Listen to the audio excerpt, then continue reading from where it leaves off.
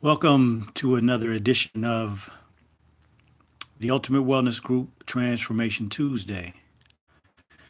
I'm very appreciative that you took some of your time to spend with us on this Tuesday. Today's subject matter is going to be about sleep.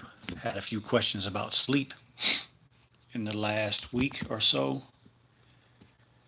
And of course, we have the Mainstream Minute coming up on the show, and you will, of course, be able to ask your questions, get your wonderful questions asked, and have a good dialogue so we can gather some news that we can use. So let's begin with asking the Creator to give us an open mind and open heart so we may learn new information. And more than just learn new information, but also to use that information to help grow stronger in our healing and or health journey. And I also ask for my personal guide as a less arrogant, less egotistical, and more of a vessel for your benefit. So, without any delay, let's get into it. Shaolin Soldier, thank you for coming in. Shirley X, thank you for coming in. So, today we're going to talk about sleep because, there are a lot of people that have sleep problems, and we'll get into a lot of that. We're going to have to get scientific today to truly understand what's going on when it comes to your sleep and why you may be having problems. But I think it all makes sense at the end. So, just for information purposes, you are listening to Dr. Akili. Been practicing medicine for 22 years now, trained in the typical American medical school, and I did my residency program here in Houston, Texas at the Medical Center. Always considered either the first or second best medical center in the world. And of course, approximately 13 to 15 years ago, I started making a transition after reading How to Eat to Live by the Honorable Elijah Muhammad. And it really changed the whole perspective of how I interact with people and help them on their healing journey. Because I can't call myself a healer. That's what the Creator has already put in each one of us. And so I may be a conduit of information. I may be an assistance because of my experience for you, but you have to be empowered to be on your own healing journey and to take your control back of your health. So, of course, today we're on Facebook at the Ultimate Wellness Group, on YouTube as the Ultimate Wellness Group. I'm also on Instagram as the Ultimate Wellness Group. And the website is theultimatewellnessgroup.com. I'm also on Twitter. You can find a link through the website because it's kind of difficult to really explain what it is. So that's just a little background about me. Let's go ahead and get into the show for today. Yvette Hasty, thank you for coming in. So let's just take a quick look at what we all would love to sleep like. People always say, sleep like a baby, right? And so that really is what we would like, is to sleep like a baby, have that nice, beautiful rest during the evening time so we could have that beautiful energy when we wake the next day. So that's just a beautiful picture of a beautiful baby. I thought we would start with that positive energy of seeing something beautiful. And, of course, what you think is what the reality of us are. So, the first statement that I'll make to any of you that may be having difficulties sleeping, the first thing that you have to do is stop allowing that mentality to take over you during the evening time when it gets close to going to bed and you start saying things to yourself like, oh, here we go again. I'm not going to be able to sleep tonight.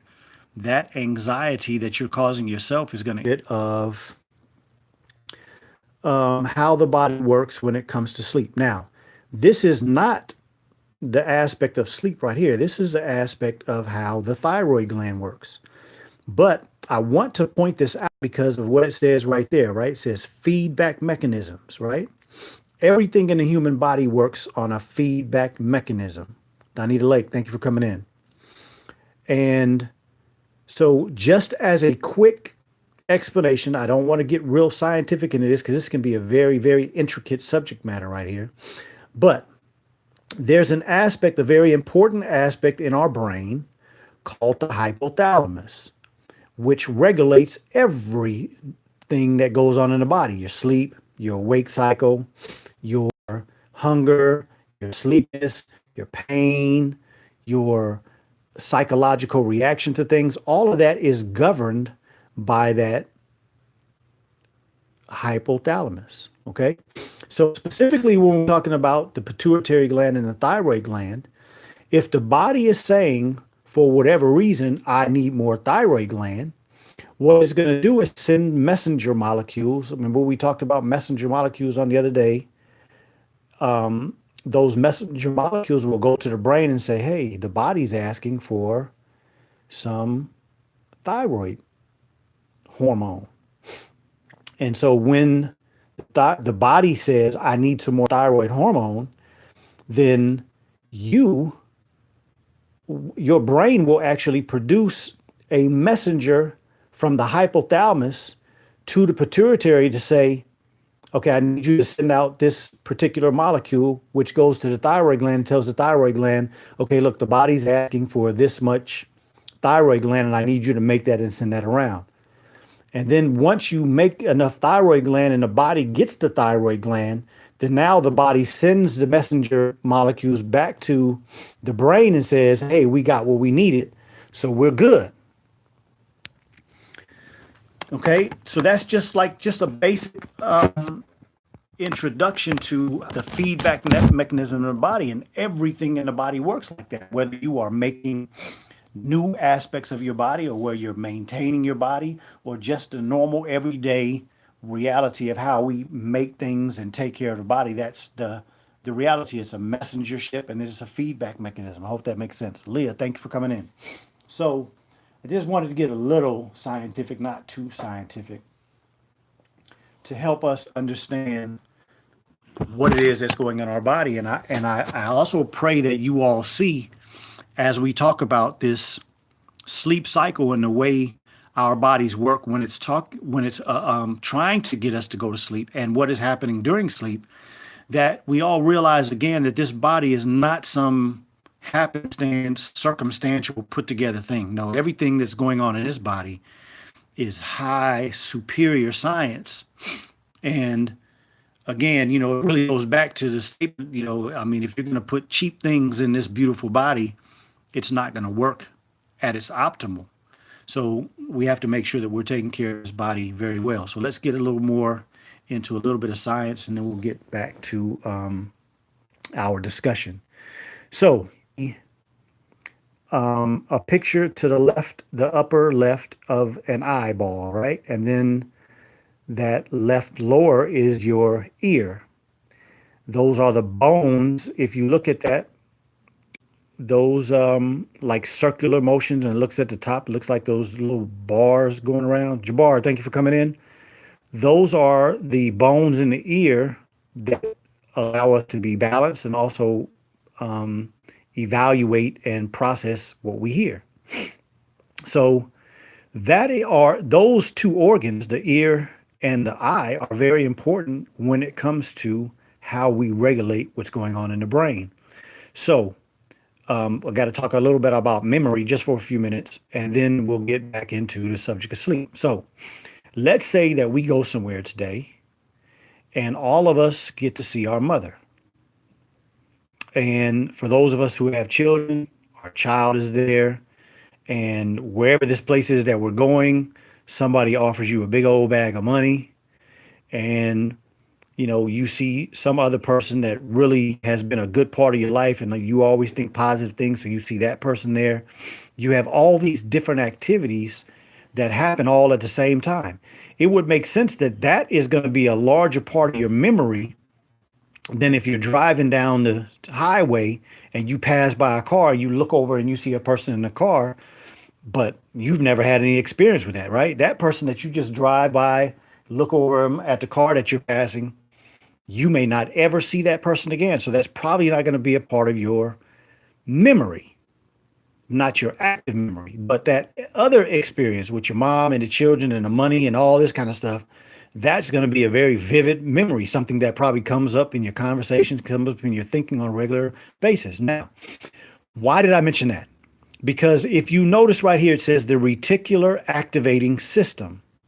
So again, not to get too much into the science of this, but again, your body is not your brain. Your organs are not some willy-nilly things that just were put together with no superior thought process. The brain is evaluating everything.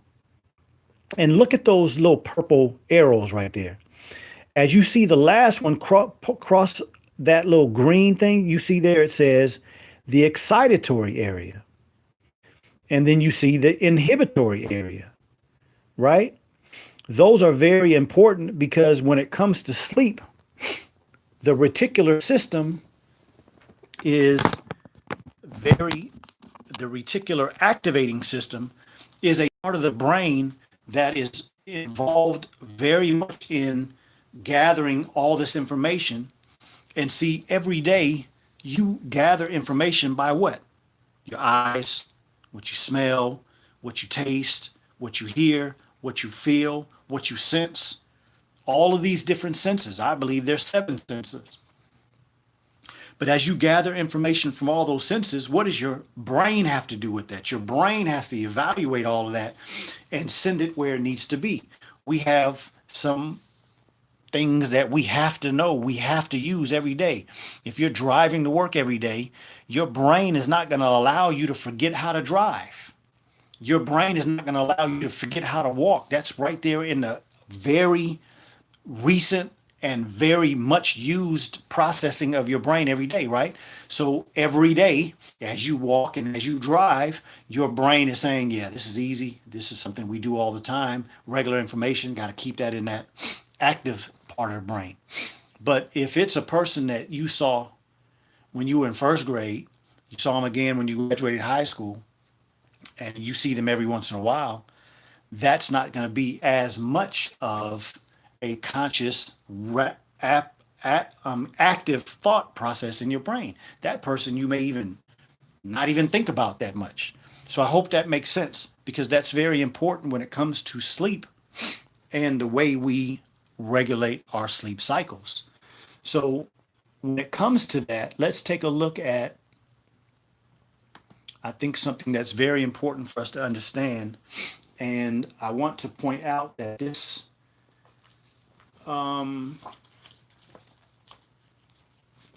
this picture that I'm about to show you is incorrect. So I just want to tell you that first, and then I'll explain it. So if you see there, this is very, very much very important when it comes to our sleep cycle. So let's first understand that we're talking about, look there right on the left-hand side, it says melatonin and cortisol. Cortisol is a lot of people call that the stress hormone, but it's not necessarily only the stress hormone, it's the activating hormone of the body. And melatonin is the sleep hormone of the body. Now, the problem with this picture is, as you notice to the left, you see that the graph shows not a large amount of melatonin. It's that blue line is going across there. And then you see at 6 p.m., that blue line goes down. Well, that's actually the opposite. At 6 p.m., your melatonin starts to go up. As your body starts to wind down at the end of the day, the sleepiness, the tiredness, the feeling like I'm ready to get some sleep, that is partly due to melatonin. It's also partly due to all the things I just finished saying, the ideas that we have, the associations that we have. Do we consider sleep important? If you grew up around a parent who just didn't sleep that much, you wake up in the morning, they're up doing something. You go to sleep at night, they're up doing something. You don't see them sleep that much, then you start to think that sleep is not that important. But sleep is very important. Now look over here under the graph from 6 p.m. to 6 a.m. You see where it says right there, wind down, dim lights. And then you see physical repair. And then you see towards the end of the night before you wake up, psychological repair. Well, those are very important aspects of the body. And that's why I tell people all the time there's two things that we have to take in consideration. Janice, thank you for coming in. Is that adults, when we sleep, we are physically repairing the body, we're physically maintaining the body, and we're repairing, psychologically putting information where it needs to be, like I just discussed a few minutes ago. The difference between us and children is that at that bottom part, you also have to add in children that they are growing while they are asleep. So the one point that I want to make here that I think is very important for all of us to understand is that this whole idea of waking a child up early in the morning to go to school is an extremely abnormal perspective. A child should be allowed to sleep until they wake up. Why? Because as I just finished saying, their body is growing while they are asleep. And so if their body is growing as they are asleep, what is growing? Most of the time we look at the bones from a medical perspective. We look at the bones and how they grow, and that's how we use as an evaluative factor on the growth factor of that child, because you can look at the ends of a bone, like the thigh bone or leg bones or arm bone, and you actually can see a growth plate. When children are growing, the ends of the bone have a little space that shows that they're growing. And then when you become adult, that actually goes away, and you just have a whole section of bone, but there's no a little, it's called an epiphyseal plate, which actually shows the area of growth. So is a child only growing bone? No. A child is growing their mind. A child is growing their organs. A child is growing their bones, and everything else that's going on in the body is happening while they're asleep. So why would we put a child on a time frame that doesn't allow them to reach their maximum? Waking a child up at 4 o'clock in the morning because you got to go get the bus, and you don't have a car, you got to take them, or you wake them up at 5 o'clock or 4 o'clock because you have to get to work, so you have to take them and drop them off at the school or drop them off at the daycare center. That's very abnormal for that child. That child will not reach its maximum capacity by being awakened that much early when it's still normal for them to be asleep. The other thing that I hear a lot when people talk about sleep is, yeah, well, I went out this weekend, I went to Las Vegas, or I went here, I went there, and we stayed up for like 3-4 days, hardly got any sleep. Now I'm about to go make it up. I'm about to sleep for 3 days. You can't make up sleep. That's just not a possibility. Once you do things like a lot of young people do, right? You go, you party, and you drive here, and you go to this party, and you go hang out and don't get much sleep. And then, on Monday or Tuesday, you see them sleep all day.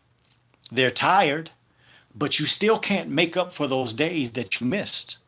It just doesn't happen. And let me just show a little bit of what I mean when I say that.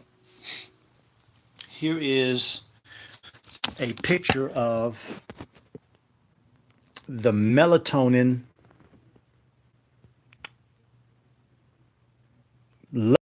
body as we are in darkness at night. If you notice the real high, right, the blue graph that's going up really high and it says night there. Well, when the area that you sleep in, that you live in, is real dark, that's your levels of melatonin going up. Your melatonin goes up really high because that's part of that whole aspect of helping your body rest, helping your body relax, helping your body do all the processes that occur at night while everything is on chill mode, right? So let me show you another example.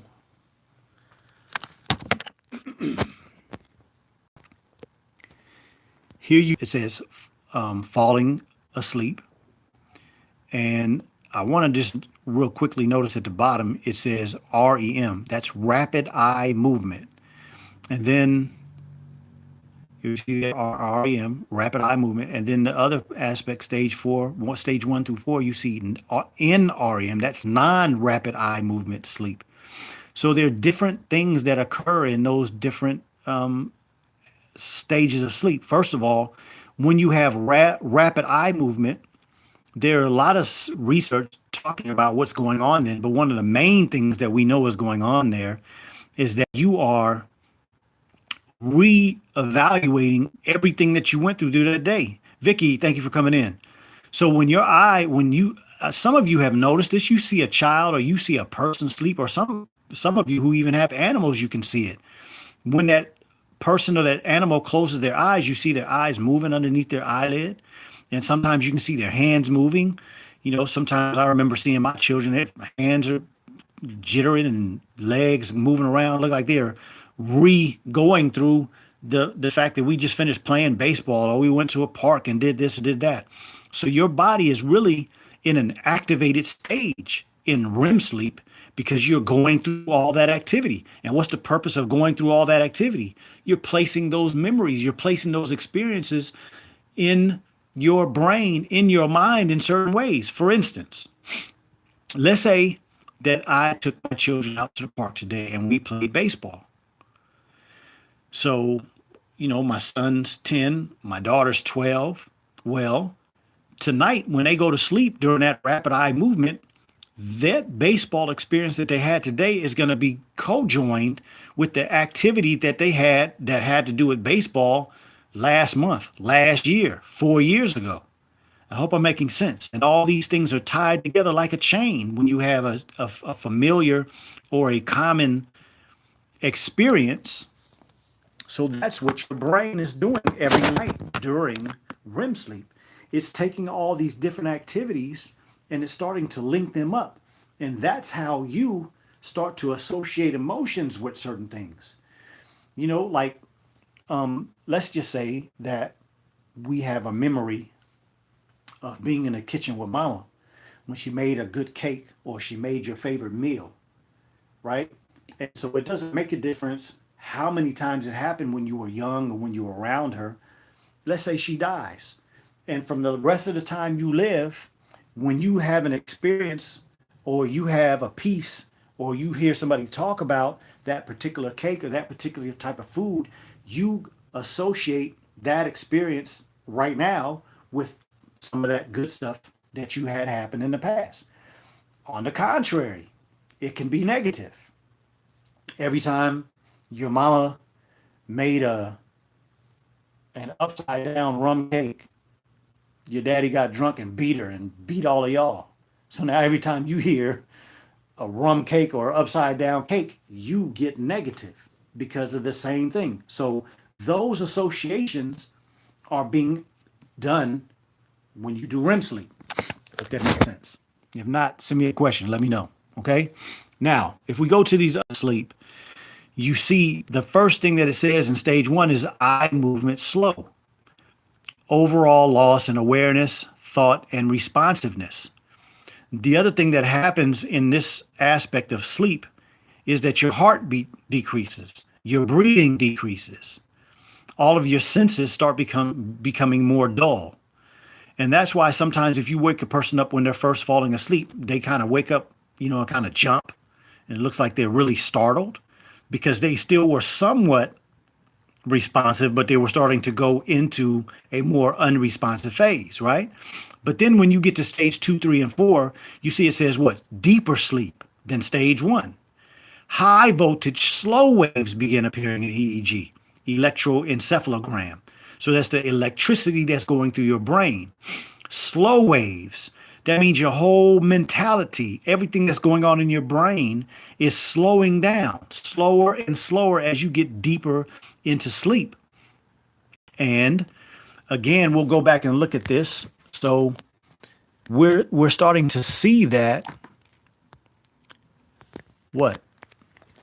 As you get slower and slower in your mental capabilities, as you get deeper in sleep, you start doing more to repair the body.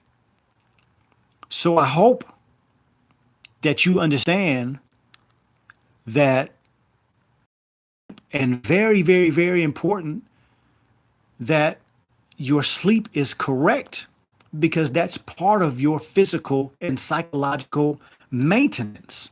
Kalila, thank you for coming in. If you are not sleeping, You can't be physically repairing your body. If you are not sleeping, I'm sure everybody that's listening knows that you can psychologically start having some issues if you're not sleeping, right? Um, if you don't have enough sleep, you become irritable, right? You don't have the ability to concentrate well. You don't have the ability to what is it, to actually exercise your capabilities well. You try to do things and you mess up. You say, I'm just too tired to do this. So we know that there's a psychological aspect to losing sleep. Lawrence, thank you for coming in. So I hope that showing you some of this science is helping you understand the relative nature of importance of sleep. Because if you are expecting long life, and if you are expecting your body to work at its optimal level, and if you're expecting to have the best health, then you have to include rest as part of that healthy journey. And in this conversation, when I say rest, I'm talking about sleep. Sometimes when I say rest, I'm talking about fasting. We're not talking about fasting today, although fasting and eating correctly all are a part of sleeping well. We'll get to that in a minute. But mainly on this one, I'm talking about just sleep. Okay. And so we have to be very aware again about the sleep cycle. And so here's the last picture. I want to talk about the sleep cycle, and then we'll see if you all have any questions and kind of finish up the idea of how do we improve our sleep. Michelle Muhammad says, unbroken. When my sleep is broken in the middle of the night, it takes hours if I do get back. Absolutely. Ronnie Alexander, thank you for coming in. And so here is kind of an explanation with your right on time question, Michelle. Notice on the left side, you see awake, and then stage 1, stage 2, stage 3, stage 4. So you're literally going, right, as you go across this graph, you see that awake line, you see the black line that's behind awake, it's going down, right?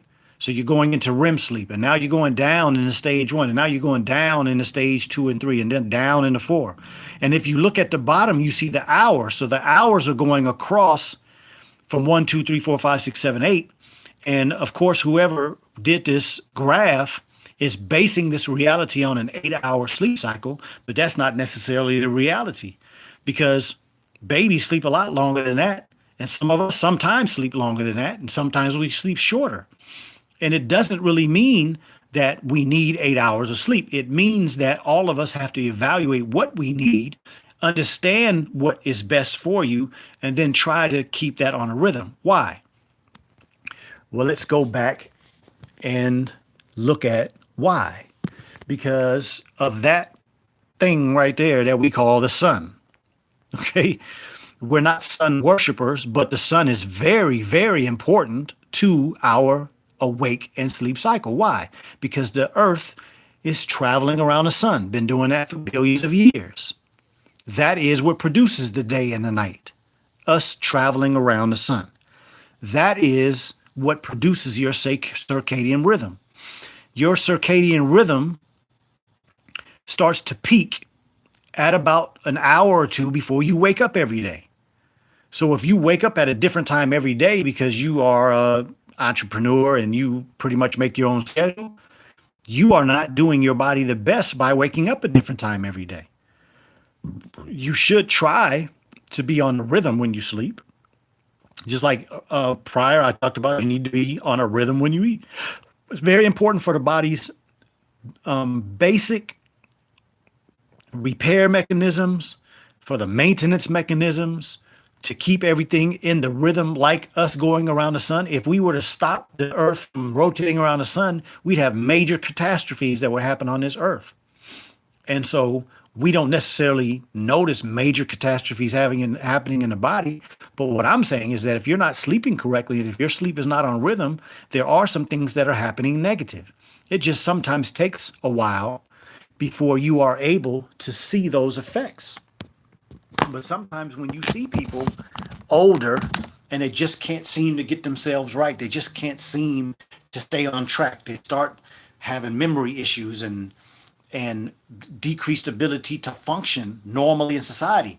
Some of that may be due to long years of inadequate sleep.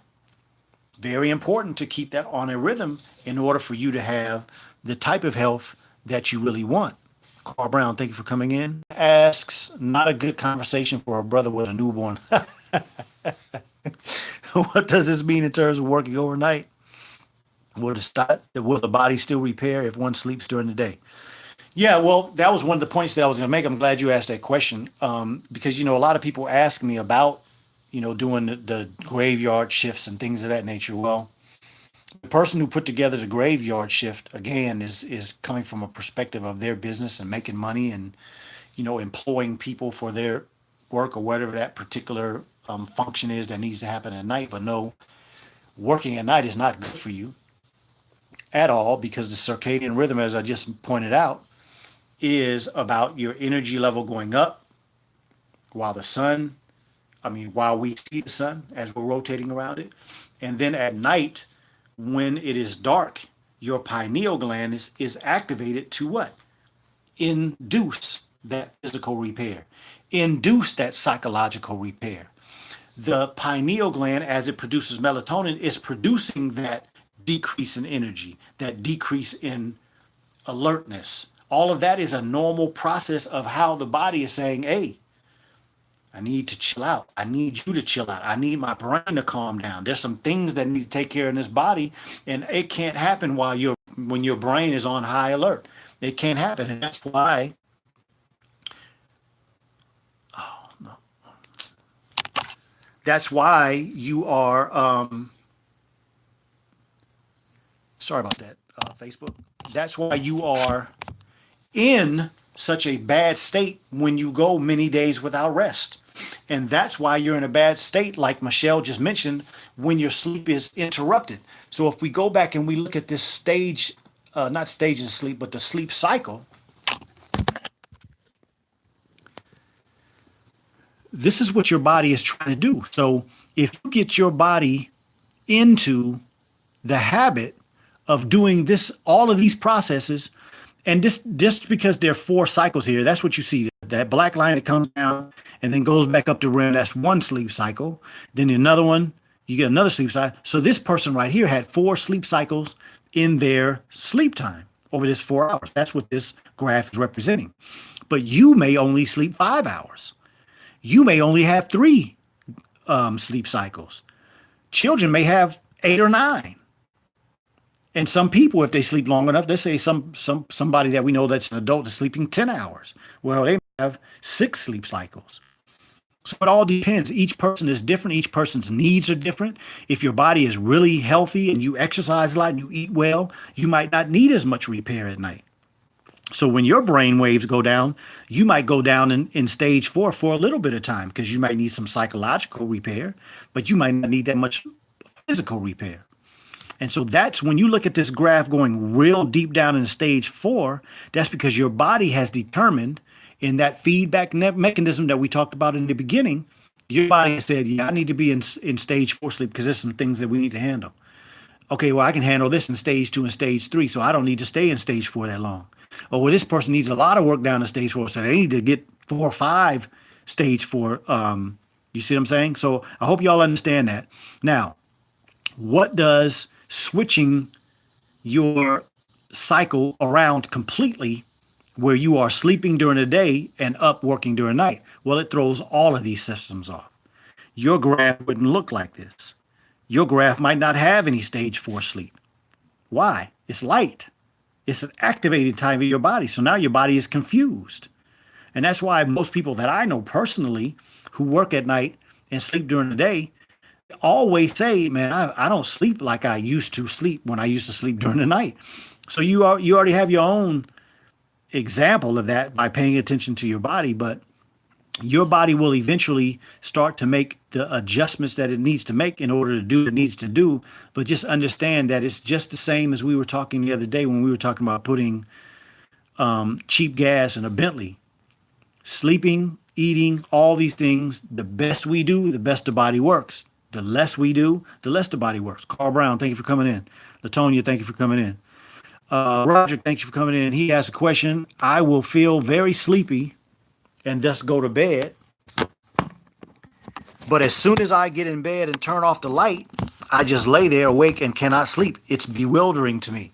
Yeah, excellent point, because that was the next phase of what we're going to talk about. I hope you all understand what I've showed you of the science and the reality that's behind sleep. Sleep is not something that is very superficial. Sleep is extremely important to the body and how you continue to age in a graceful way and continue to be able to exist in a very high manner, no matter how old you are. Some of us have seen and experienced people, I know I've experienced this much, where a man or a woman has been at a particular job 30, 40 years.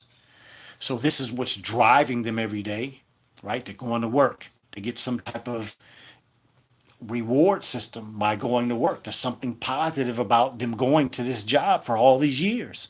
That's what kept them going. And then all of a sudden they retire or get laid off. And you see their mental, physical, and everything about them just go south, and they die not long afterwards. So that is a mental connection that they had to something that kept them alive.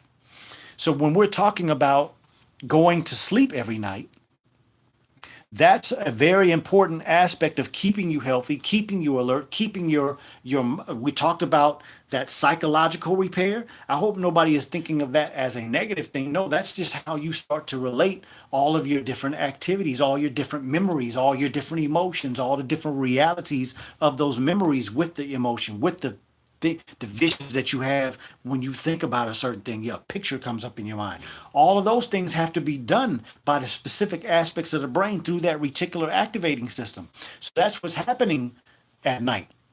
Now, there are things that can affect our sleep. And one of the biggest things is what's on your mind. Now, if you were to, like my man Roderick said, you're getting sleepy, you're getting tired. And while you're getting sleepy and you're getting tired, you're sitting at a computer looking at these bright lights. Your mind is on trying to solve some problem or trying to deal with some issue that you have as a prevalent idea. Well, what are you doing? You're activating your mind.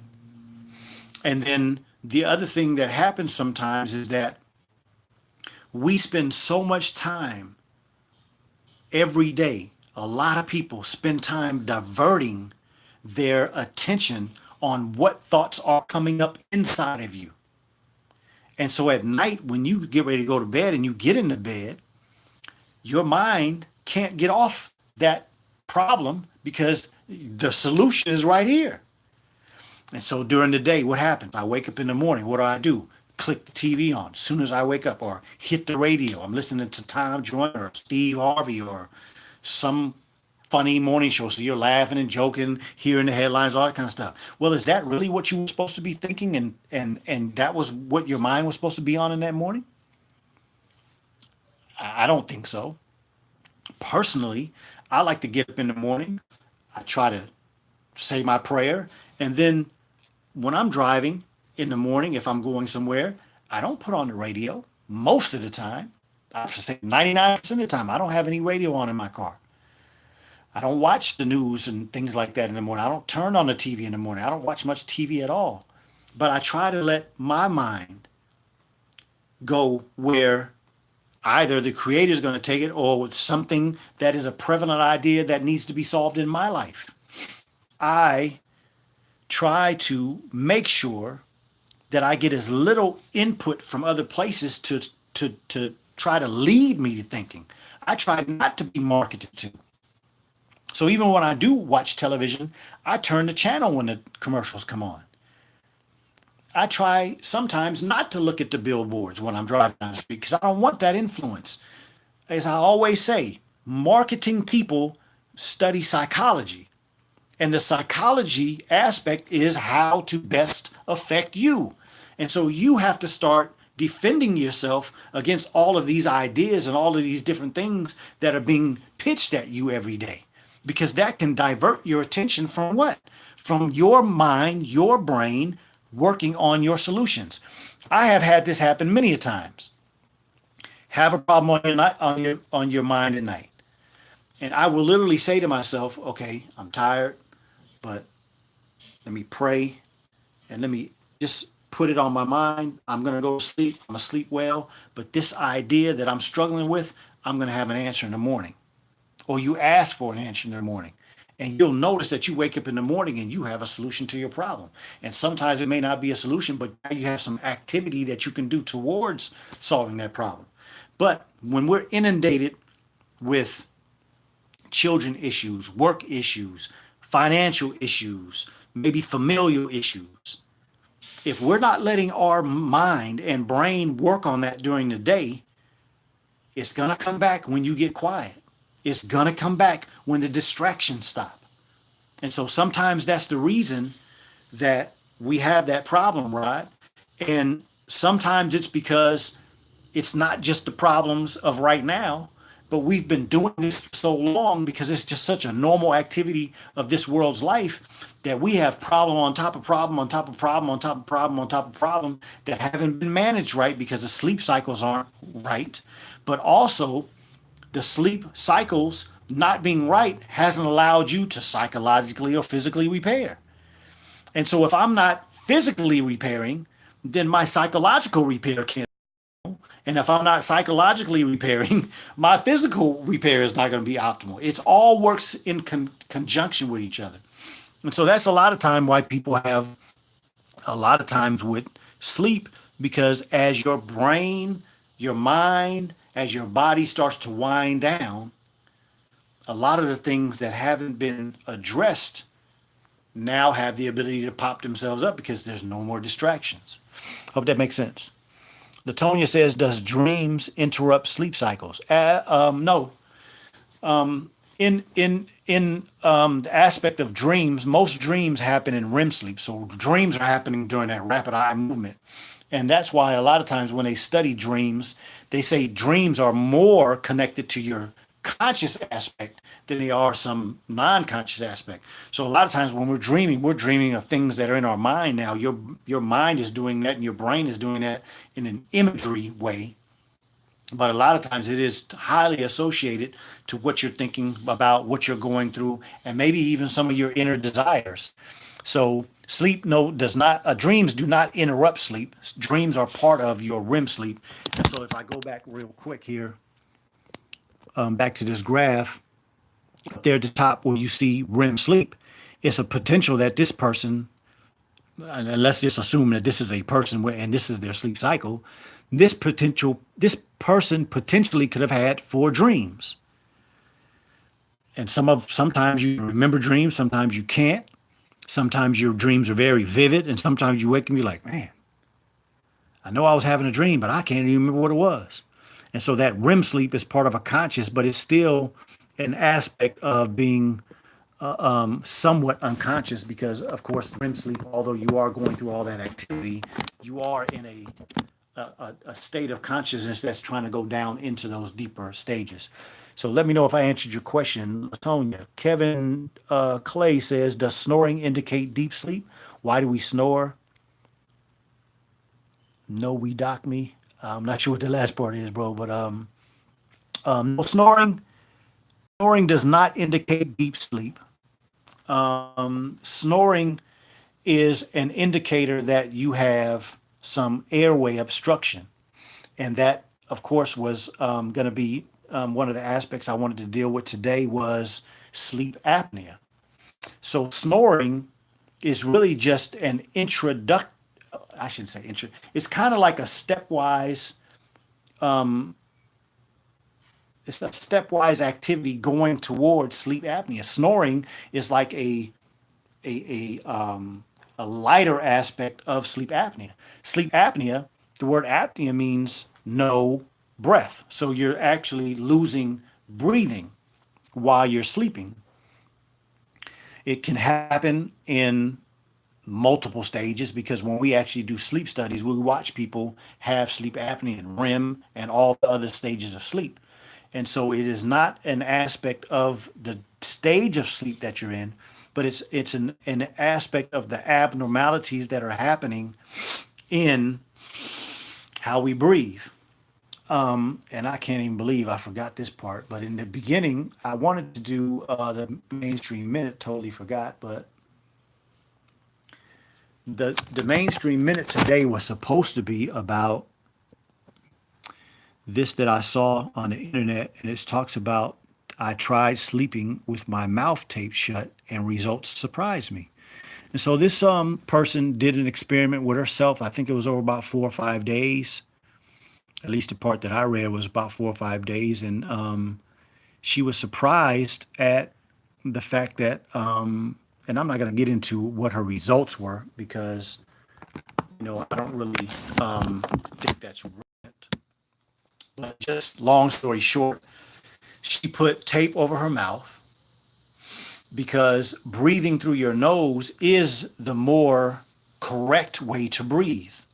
When we're out exercising and you get so out of breath you have to breathe through your mouth, that's because the body is asking for large amounts of air to come in because it needs that oxygen to supply the muscles that are being used and to supply the brain with oxygen. But as soon as you are capable, we should go back to breathing through our nose. And that's why a lot of times when you work with trainers and certain types of trainers that train people in specific aspects of a sport, they try to get that person to breathe through their nose. Why? Because the nose prepares the air that's going down into the lungs. It takes out certain particles. It takes out certain chemicals. It takes out certain toxins. It takes out certain things that are large in the air. Sometimes we can't even see that, but it's too large to go down into your lungs. And so the nose and the hairs and the sinuses take out a lot of stuff.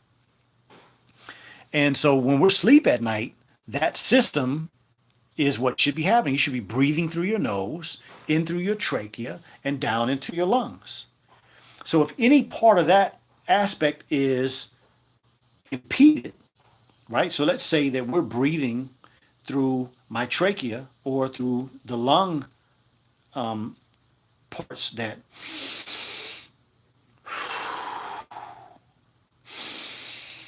that's normally what happens all in that system. As I breathe and taking a deep breath, those open up. Why? To bring more air in. And then as I breathe out, it is called what the elasticity. It goes back to its normal thing. Now, if there's anything that obstructs that, so if it's supposed to be like that far open, but because of your weight or because of the swelling of your sinuses, because you're eating the wrong type of foods or you're exposed to chemicals, now instead of being at that diameter or perimeter, your breathing tube is like that. And it doesn't open as well. And so that's when you start getting noises during sleeping, which we call snoring. And that's when you start having people that are not getting enough air.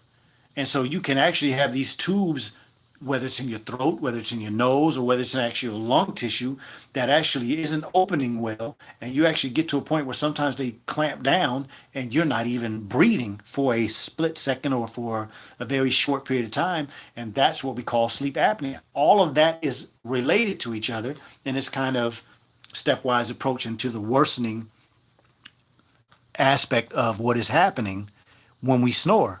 So no, snoring is not indicative of deep sleep. Snoring is indicative of some abnormalities that are going on.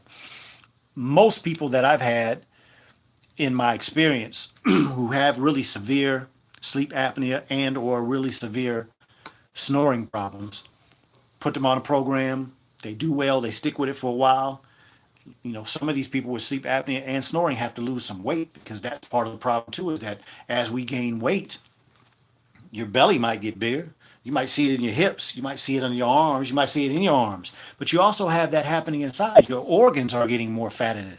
Your neck gets more fat in it. Your nose, all of these tissues in the body swell up with fat too. And so it impedes that flow that's supposed to be going in a very efficient manner. As I talked a few times ago about blood flow. Blood flow is very specific. You have blood flowing on the outside, you have blood flowing on the inside. It's in a very scientific way. And if you start bending those blood vessels in a certain way, it throws all that off. Same thing when we breathe.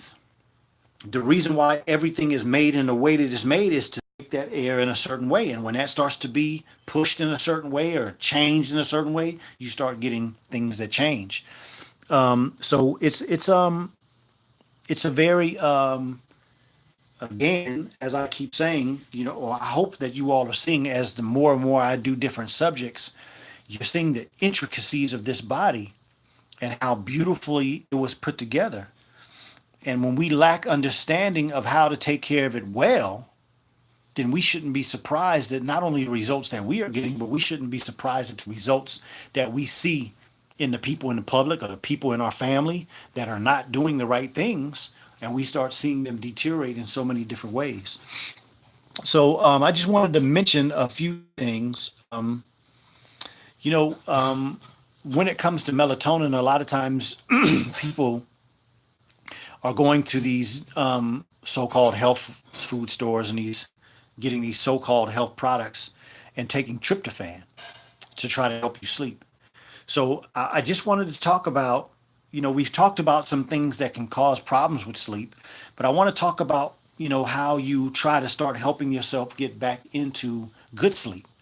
And one of the biggest things, I shouldn't say one of the biggest thing that you can do is try to get yourself back into the rhythm. So a man, Shaolin Soldier, asked about, sleeping during the day and working at night. I understand that some of us are in a position where we can't change that. And so you have to do the best that you can.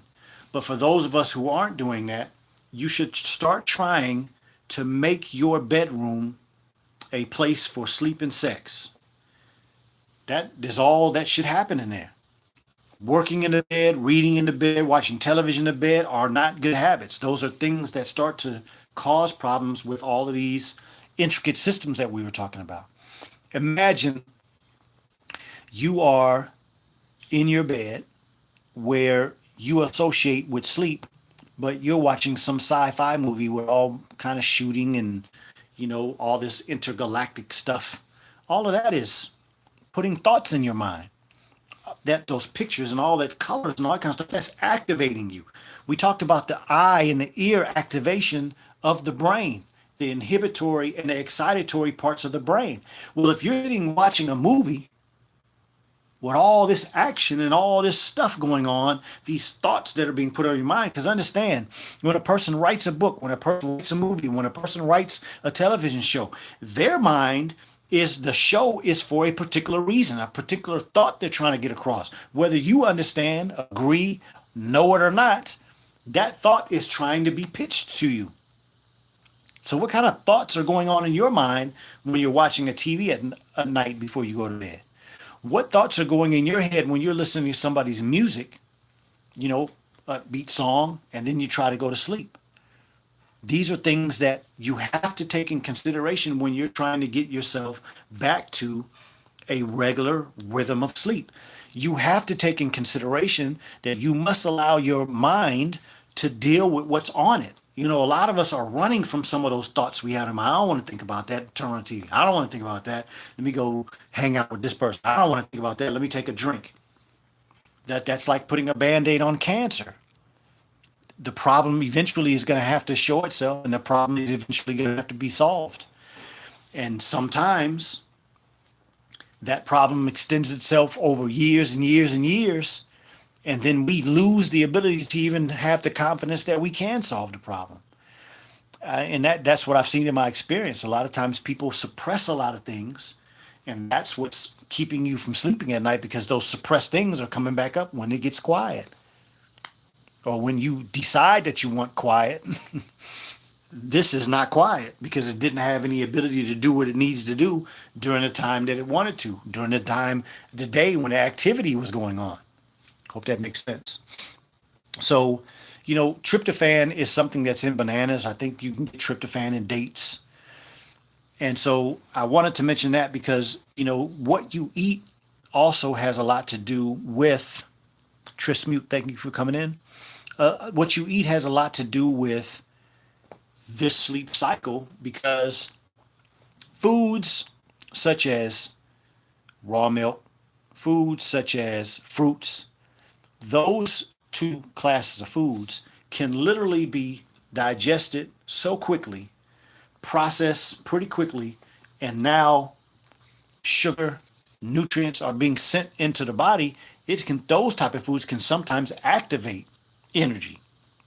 And so you want to do those type of foods early in your meal and not in the other aspects of your meal. When you're breaking things down like protein, best source navy beans, if you're eating, like whole wheat bread, if you're eating vegetables, that takes a little more time to digest.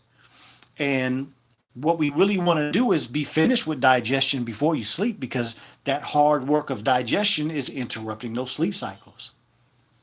And so very important that we eat the right type of foods, very important that we eat the right type of foods in relation to when we sleep, because all of these things that we're doing, the stuff that's activating our minds, the stuff that we allow into our minds, the foods that we eat, if we're doing caffeine, if you're exercising late at night, if you have some type of routine that you do, my suggestion is that people should try to understand how long it takes to digest your food. Again, you got to get things in rhythm. So you should be eating at a certain time. Your food should be finished digesting before you go to sleep in order to have the best sleep. And then if you do things like meditate before you go to sleep, or maybe some light yoga, some certain type of stretches that help your body relax from some of the rigors and some of the strains of the day, those things can really calm the body down and put you in that relaxed state, which is doing what? Associating itself with the effects of melatonin, effects of the circadian rhythm starting to drop, the effects of the darkness working on the pineal gland and the other feedback mechanisms that we talked about a little while ago.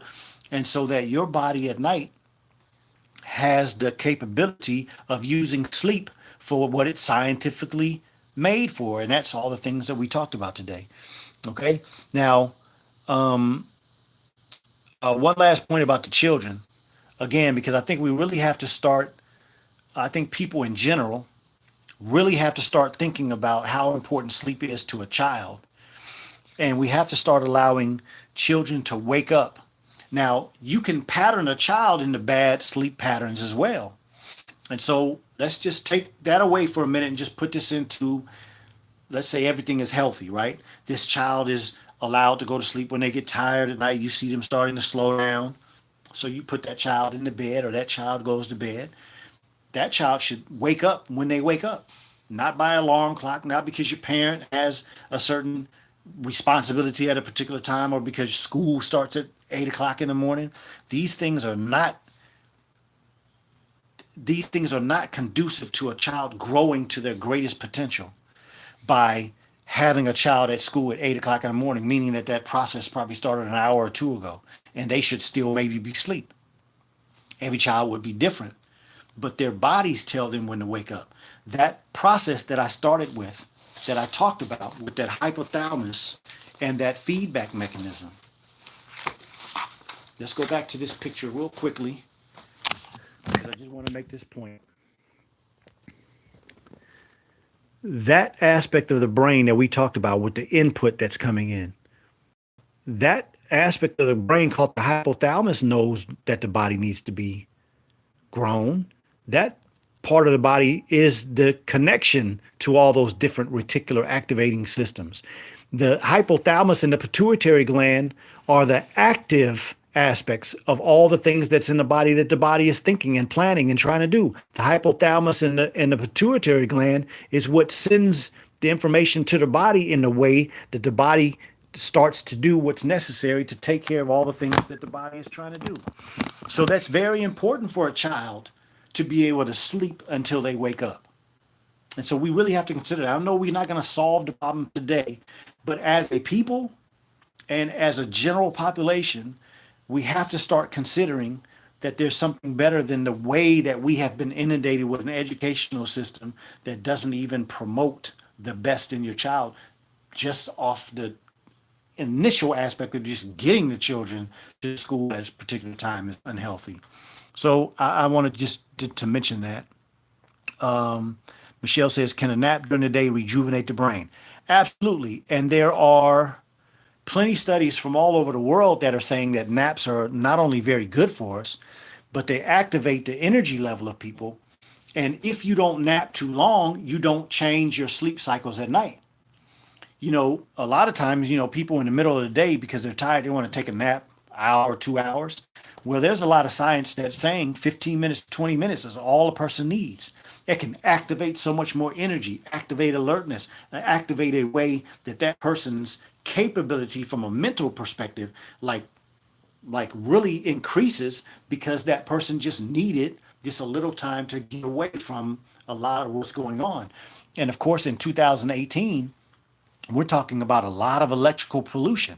We're talking about, towers everywhere and walking around with your cell phone and computers and all these type of things. All these things are activated with all these lights and all this kind of stuff. And sometimes we're playing games and sometimes we're looking at video. That's activation. And so to get away from that for a while, a lot of times helps you recover in a lot of ways. Shaolin, thank you for sharing your knowledge with us. Much blessings to you and your family. Brother, thank you. I appreciate the compliment, and it's for you all. So I hope you all enjoyed today's program about sleep. I hope you've gotten some information that can help you start to work on improving your sleep habits. Now, I want you to understand that just because you listen to this program today doesn't mean you're going to be able to solve your problems of sleeping by the end of the week. It takes time. You have to pattern yourself into a regular go to sleep at the same time every day. Try to get rid of some of the negative things. Try to make your bed that dark place.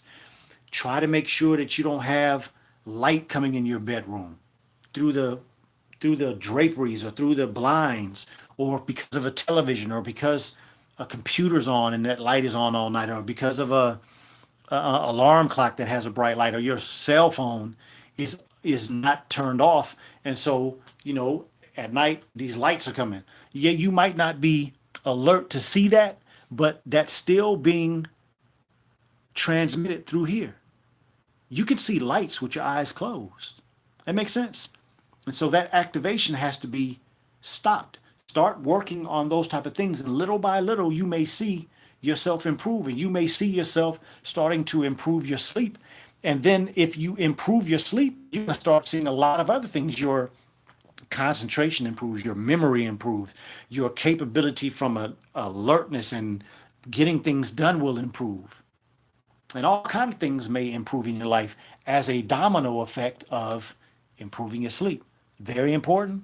I hope everybody sees the importance after today of sleep. It's not something that you can just blow off. It's not something that we shouldn't have as a very high priority.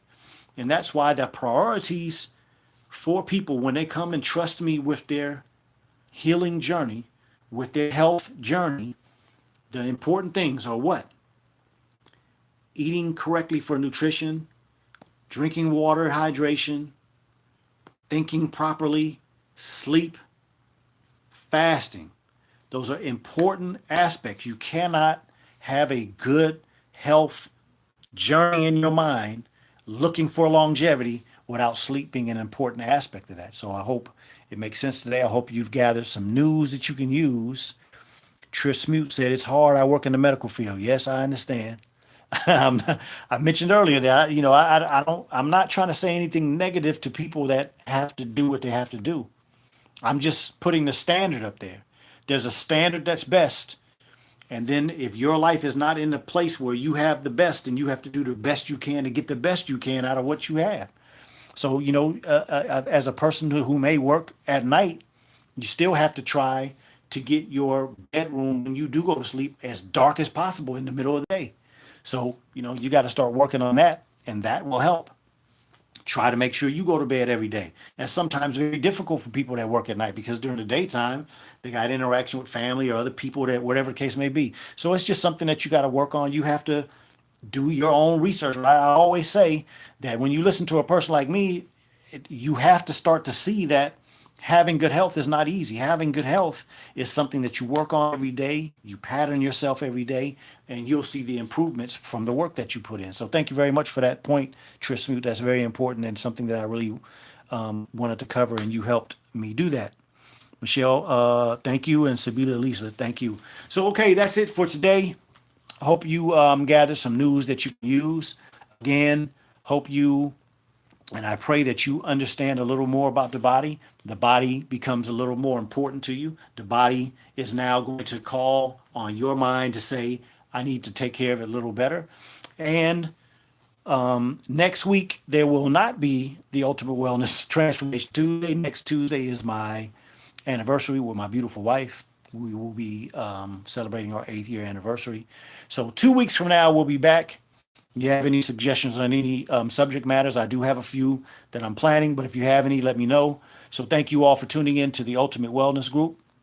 Work hard until the next time we see each other. Put in that work every day to make your health journey the way that you want it and have your healing be your empowerment. All right. So thank you all. Appreciate you coming in, and